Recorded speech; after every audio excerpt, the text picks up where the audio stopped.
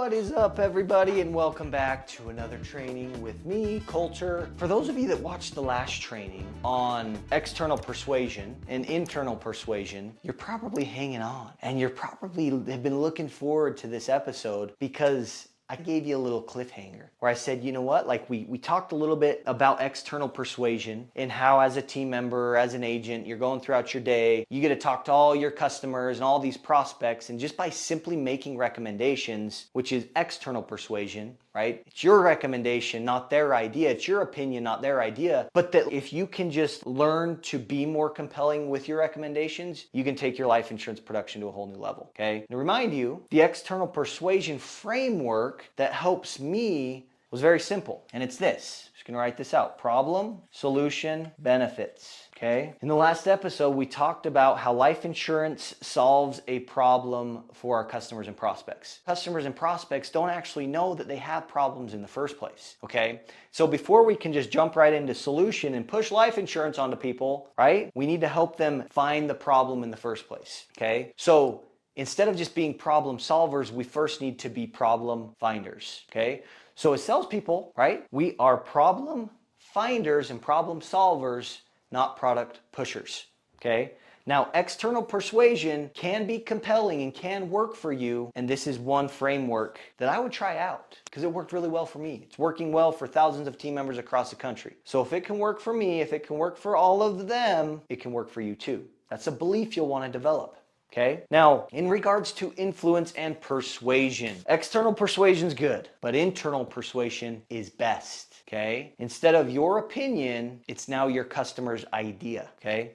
Instead of your opinion, it's now your prospect's idea. They want to do it. Okay. So the $1 million question is this: how do we get customers and prospects to come to a realization that they want life insurance, that it's now their idea instead of your opinion? Okay. Because at the end of the day, if you can help them do that, instead of playing at this level, you're going to be playing at like this level, like a whole new level, and you're going to like your paycheck's going to thank you, and you're going to message me and be like, Coulter, holy cow, that was awesome. This has changed things forever. And I don't think you're going to be able to put like a dollar amount on that because it's a skill that's going to pay you a lot of money. Okay. But the $1 million question is how, okay? I want to go into that a little bit and talk about how we can get customers and prospects to come to a place where it's like my idea, it's their idea to get life insurance instead of like me telling them in my opinion as to why they should get it, okay? But again, guys, don't get me wrong, like the external persuasion and making recommendations, it works. I did it many a times, okay? And I think the best place that it works is going to be in a transactional setting. If you got customers calling in to add vehicles that have loans on them, right? Problem, solution, benefits.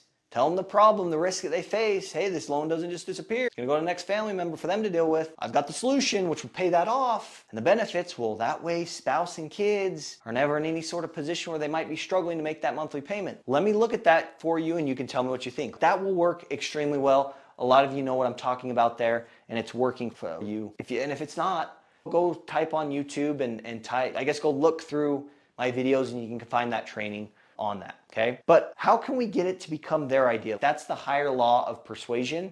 You'll take things to a whole new level by doing that, okay? So again, as a recap from the last training that we did, if you haven't catched that, go watch that after this one. But sales is change. Okay, sales is change, and change is hard for humans. The two biggest emotional drivers for change that get people to want to change are going to be number one, pain, and number two, fear of future pain. Okay, now generally when selling life insurance, if people are in enough pain, it's usually too late. Something happened to their husband, something happened to their wife, they didn't have life insurance or enough, and now they have all these consequences of having to go pick up a second job, having to struggle to make the mortgage payment, sometimes having to sell the home out of necessity on top of trying to take care of the kids and trying to deal with losing their best friend, okay? So a lot of times it's usually too late. What we're left with is fear of future pain. So how can we help customers experience enough fear of future pain that gets them to want to change and buy a life insurance policy? Okay, and how can we make it like their idea instead of our idea? Okay, I'm going to teach you one concept that will help you do that. Okay, and it involves questioning, using the right questions at the right time to help build this pain gap out so the customer now has urgency to want to make a change. Okay, and that's what this is going to do for you. If you've been selling life insurance for any period of time, you've probably got to a point where you've been frustrated before due to the lack of urgency that your customers and prospects have at getting life insurance. Because at the end of the day, guys, like, life insurance is weird. It is. For most people, it's a weird conversation. It's one that most people can't relate to unless something happens to someone close to them or someone that they know and they see it play out for that family. Then it creates some urgency. But it's also one that's, oh, that's not gonna happen to me. We get into that mentality as humans, and so it's so easy to put off, okay? But what if there was a way for you to actually create urgency and get your customers to want to get a life insurance policy in place?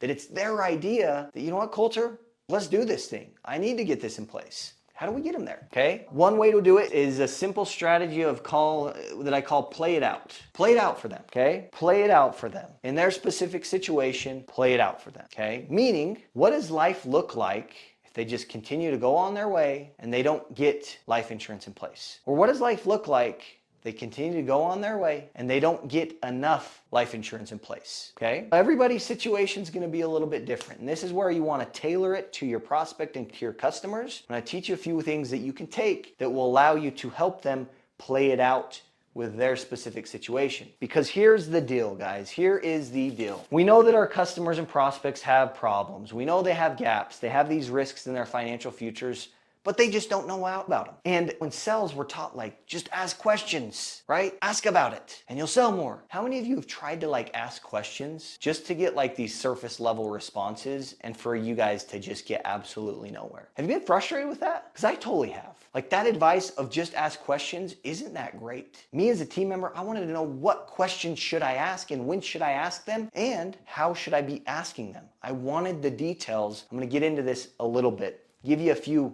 nuggets. What's up, guys? Real quick, just want to let you know, if you want to get in touch with me directly, here is a one way to do it. You can text me at 435-512-1647. Again, 435-512-1647. If you've got a question around pivoting, how can I pivot effectively, overcoming objections, or whatever topic that you feel like you could use help in right now, text me and we'll get you some resources over. We'll get you some trainings over. But also, if you want to get involved with us here at the Team Member Perspective and you want to plug into a community of high performers, of people that are playing at a really high level, if you want to get around those people and learn what they're doing and train with us and practice with us, please text me. We can get you some more details. Again, that phone number is 435-512-1647. Appreciate you and enjoy. Now, guys, here in these podcast trainings, I'm hoping that you're finding value, but quite honestly, like, we're staying pretty, like, we're just scratching the surface here. If you want to get below the surface and get, like, golden, like, bars, gold bars instead of, like, nuggets, reach out to us and ask us about joining our Team Member Perspective group. Every single Wednesday and Friday, we meet virtually as a group and we train and we practice.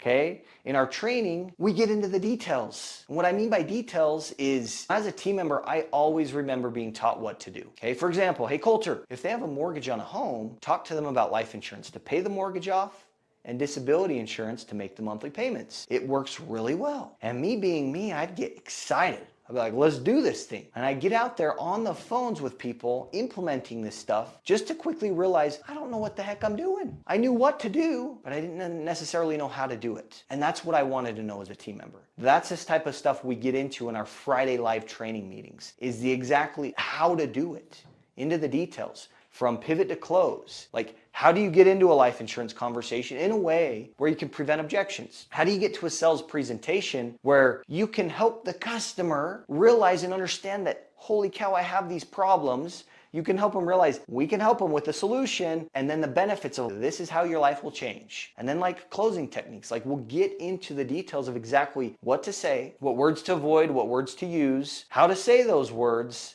and just, like, very tactical stuff that will take you to a whole new level, okay? Then on Wednesdays, we practice, we role play. I've got 5 top producing coaches that absolutely crush it, that can mentor you if you're an aspiring top producing team member, or mentor your team if you're an agent.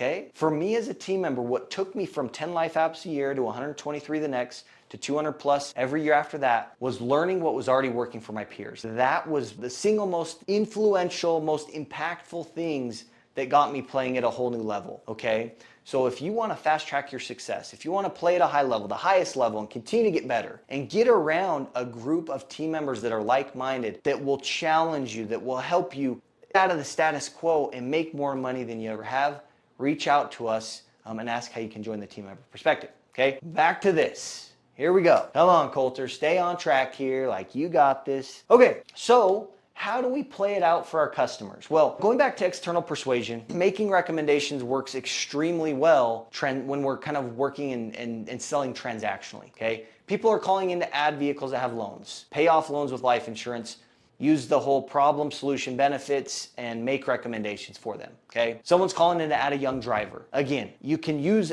these recommendations and recommend their young driver get a life insurance policy, and it works really well. Someone's calling in to cancel a vehicle. You've got some premium that's leaving your agency. Use that premium, make a recommendation, follow that framework, you're gonna be very compelling. Someone's calling in to replace their renter's policy with a homeowner's policy. Recommend getting life insurance to pay off the mortgage and disability insurance to make the monthly payment.